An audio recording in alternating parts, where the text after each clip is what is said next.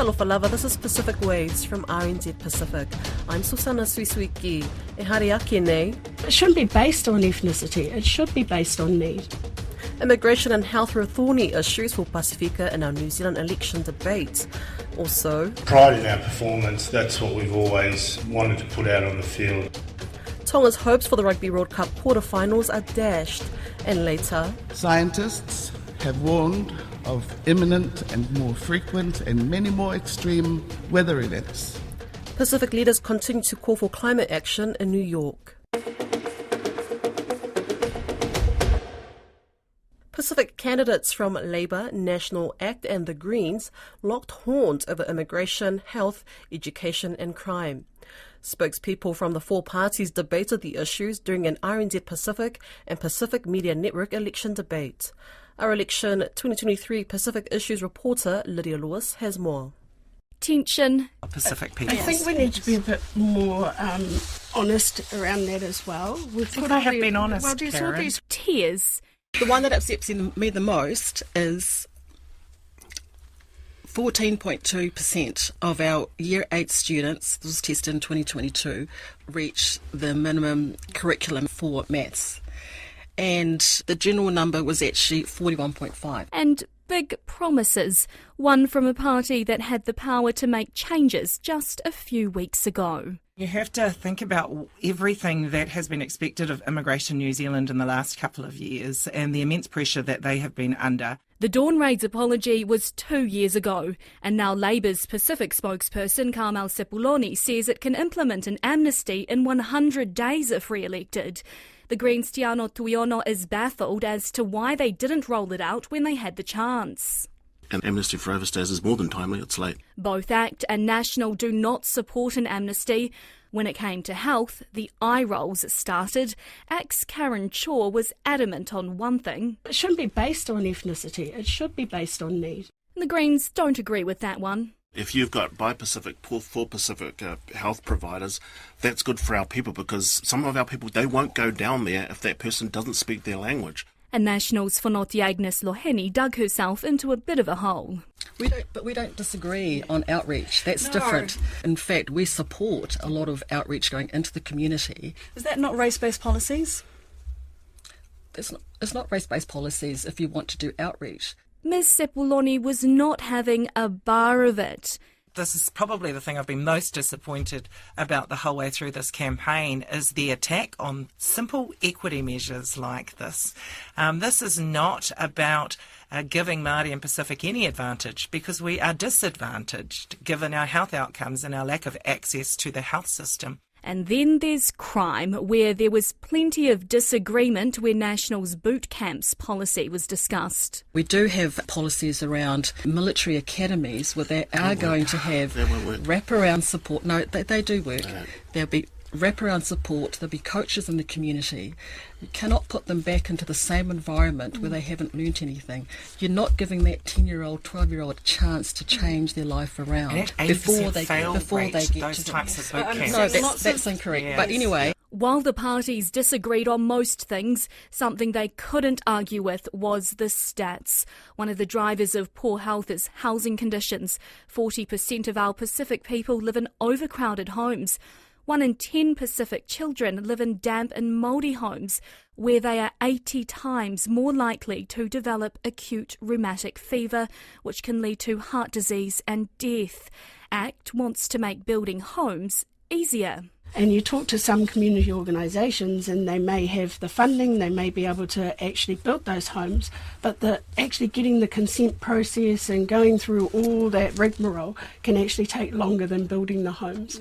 The Greens want more support for renters. It's like mushrooms growing on the floor, broken windows, all of this kind of carry on. Well, it's not acceptable. With all parties claiming they have the answers, it's now up to the more than 8% of Pasifika voters who contribute around $8 billion to the country each year to decide for themselves. Meanwhile, immigration lawyer Swane Foliaki, who's been speaking out about Donray tactics, told Lydia Lewis he's extremely disappointed Labour did not announce an amnesty before the election. Figures released to RNZ Pacific show dawn raids have been going on for at least 8 years, even in the year of the apology. One of Swane Foliaki's clients had police knock on his door in the early hours of the morning, scaring his family before taking him into custody. What was your reaction when you found out at the weekend Labour's amnesty announcement? Well, look, you've got to acknowledge the good things that comes your way in this business of granting residence to a lot of our people that's been here 10 years and more. That's okay. But, the last, it was called the transitional provisions, was back in the year 2000, and that was by, I think it was the national government at that time. And it was a case of if you had lived here for 5 years, that was a well-settled policy. They said you've been here long enough, your ties to the community and your contribution and vice versa and so forth was sufficient for you to be able to apply for residence, 2 years work visa, and then for residence. The problem that I've got with what Labour has done here is that they've done something, it's not enough. But it's the timing is they've decided to do this now at the election if they get voted back in. If they really had the best interest of the Pacific people in mind, they would have made these changes 3 months ago, 6 months ago. Then we're not sort of looks like they were bribed or forced to go and vote for Labour, just in case they get in to Parliament, they're going to be the government. Then we're going to get these goodies. But what happens? If they don't get elected in, it's meaningless, and they could have been done earlier. I'm not really. To be honest, I'm not happy. Labour's Kamal Sepuloni told us today at our election debate that the reason why it was not implemented while they were in government because they simply did not have enough time and there was a backlog and they just didn't have enough time between that immigration review and the election. Do you buy that? Not at all. Look, we had 10,000 signatories for this to happen. I think it was about 2 years ago. There was some of our friends had organised for that to happen. There was time. So what would have happened if there was no dawn raid issue? That was my client that dawn raid story broke on that issue. Does that mean that without the dawn raid we would have had time to make these changes? I don't really accept that. That's acceptable, really. And the issue of the 10 years...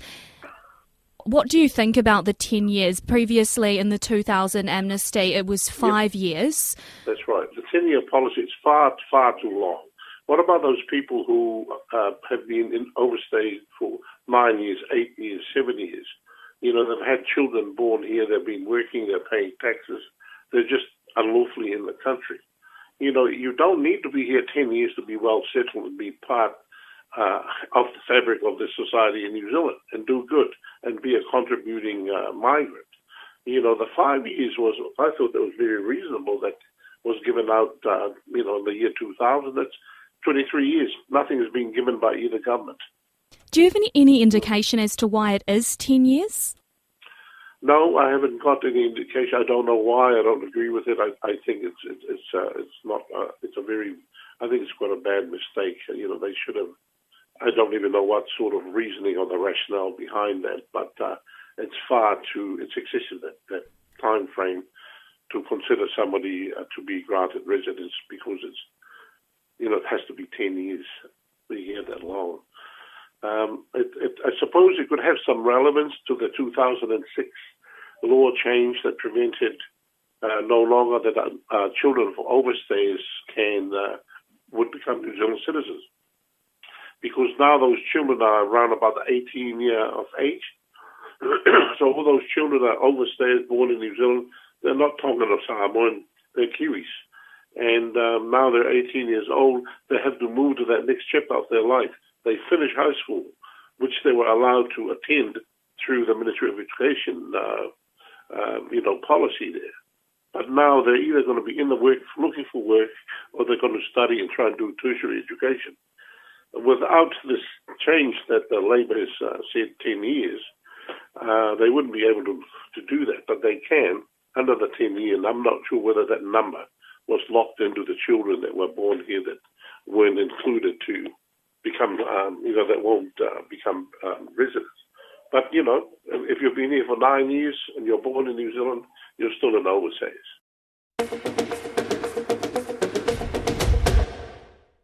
Tonga's Ikaletahi team at the Rugby World Cup took another devastating blow on Monday morning after Scotland thrashed them 45-17 in a Pool B match.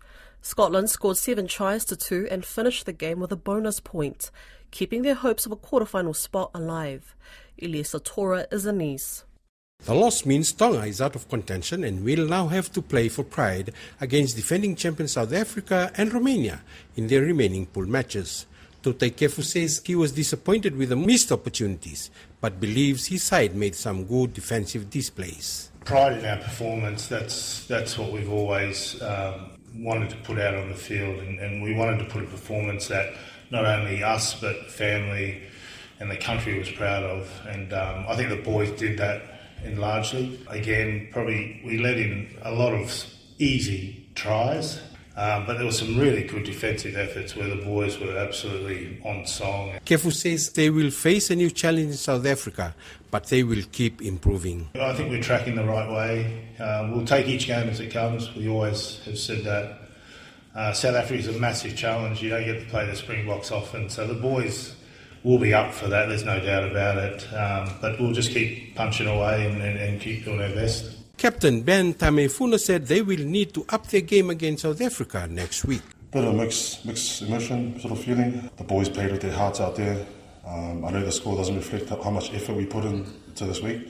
Like I said to the other guys, it's you can't afford to give easy penalties like that to the team like Scotland with the amount of stroke power they have in the backs there, and they just capitalised on it. Obviously against South Africa, we can't afford to give them like easy ball like that. Tamefuna says despite limited resources, the players have kept on working hard, representing Tonga with pride and no complaints. Been the same for years, and that's what I love about this group. We get hit with these things off field, but we still play together. We put our best foot forward with what we have.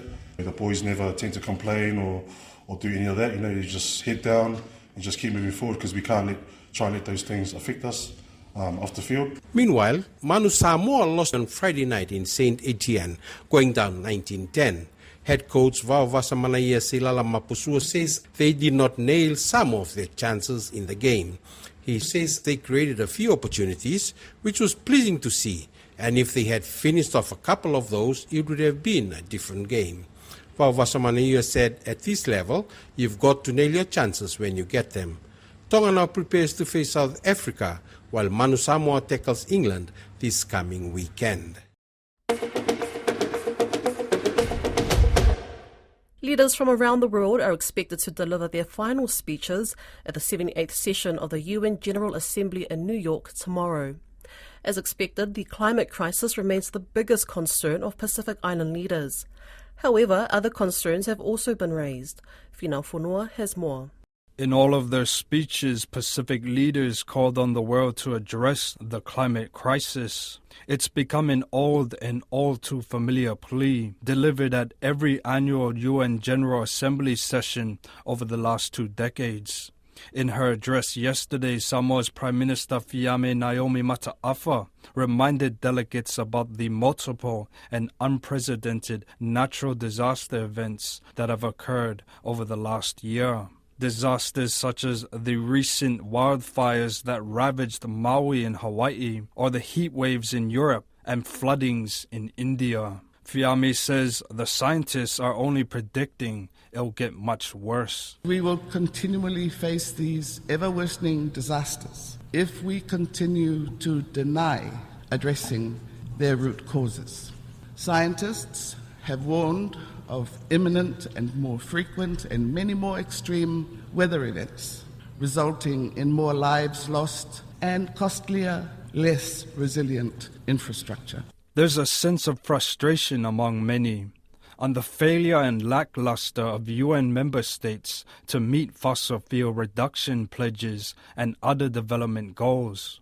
Fiji's Prime Minister Sitiveni Rabuka cited geopolitical rivalry as one of the main culprits for countries not fulfilling their promises. Rabuka didn't mention names, but described geopolitical rivalries as self-centered. Our collective effort is necessary to address enormous challenges and reduce the risk associated with the unpredictable environment that we face today. Instead of leveraging global cooperation to manage our shared challenges and associated risks, growing geopolitical rivalry is escalating these tensions. Tonga's Prime Minister Hoakavameliku Siasi Sovaleni also expressed his concern over the disruptions caused by international conflicts and geopolitical tensions. Aside from the climate crisis, Hoakavameliku said in his address that many problems faced in countries such as transnational crime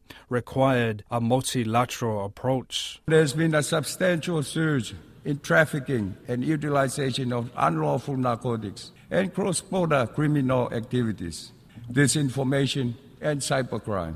Many of these are borderless challenges concerning us all and calling for cooperation.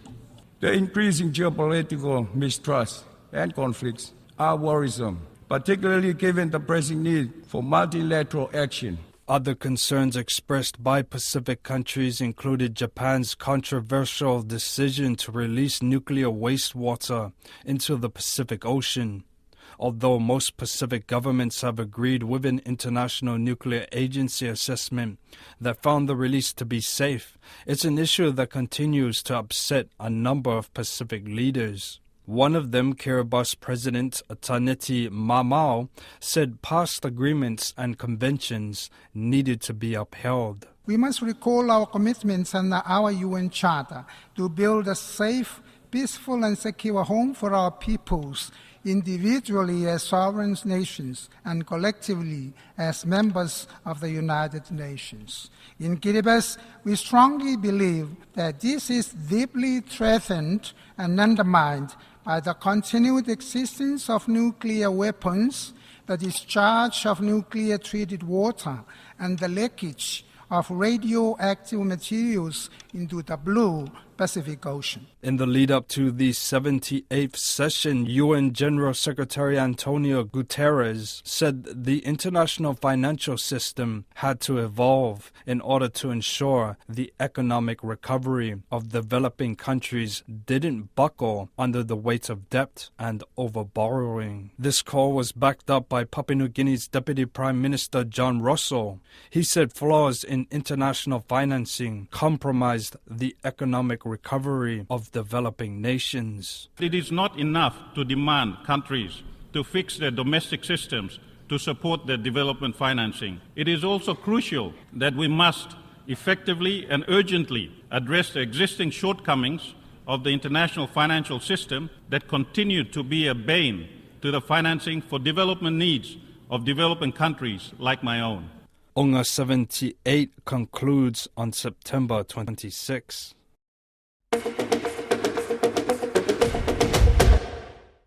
The autonomous Bougainville government is seeking an urgent meeting with the Papua New Guinea government over Port Moresby's plans for the tabling of its referendum on independence. Bougainville had earlier expressed its concern that the referendum, which was overwhelmingly in favour of independence, would face an absolute vote from MPs rather than a simple vote. Now, Bougainville is worried that the PNG government wants to spread the debates over the referendum to at least 2 sessions of Parliament, which the Bougainville minister who heads the Independence Mission implementation, Ezekiel Massat, fears would allow the debate to go on forever. Mr. Massat spoke with Don Wiseman. We've called for an urgent JSB purely for purposes of agreeing on, first of all, there being a dispute, and secondly, to formally agree on a mediator or mediators. I still don't have the dates. That's a matter the administration is working on. So you want the PNG government to formally admit that there is a significant dispute here? I can't see how they would not agree to there being a dispute. The last session that I had with my colleague Minister for Bougainville Affairs, we were not able to progress the issues that JSB had directed the two of us to resolve. Consequently, as per the JSB directive, the next step is to have the mediators come in. At the crux of this is that Minister Makiba declared in Parliament in the middle of the year that any vote on the tabling of the referendum would require an absolute majority vote in the PNG Parliament, which you've, I think, described as absurd and not necessary. It's not a constitutional matter at that point. That's correct. That in itself is not the reason for the dispute. The more worrying points of contention is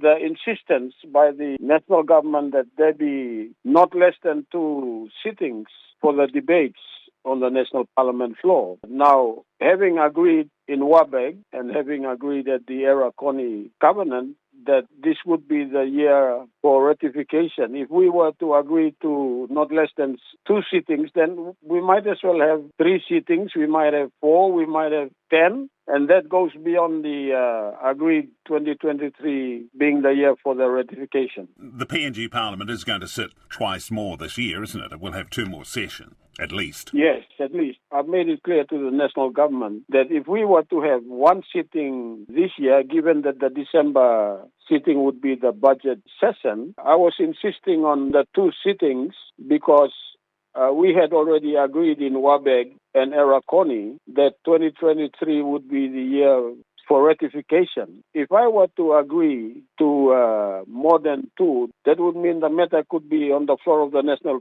Parliament for forever. I was insisting that if we had 1 sitting this year, given that the other sitting would be purely for a budget session for the National Parliament, I could sufficiently convince the Bougainville government and the Bougainville people that we could have the other sittings in the first quarter of next year. And I think we would be comfortable with that. But the national government had insisted. They wanted not less than 2 sittings. And our argument that would leave us in a position where we can't agree. Another contentious issue that came up, the national government was proposing a secret ballot on ratification. And we are saying, no, it must not be secret. The people of Bougainville voted in our members to go and argue the independence case on the floor of the National Parliament. We would love to see our members stand up and argue and vote in public and in a transparent fashion, rather than hiding behind a secret ballot vote. That's Pacific Ways for today. To listen back, head over to rnzi.com/programs. We're also on Apple, Spotify and iHeartRadio podcasts. From myself and the RNZ Pacific team, till Fasui 4.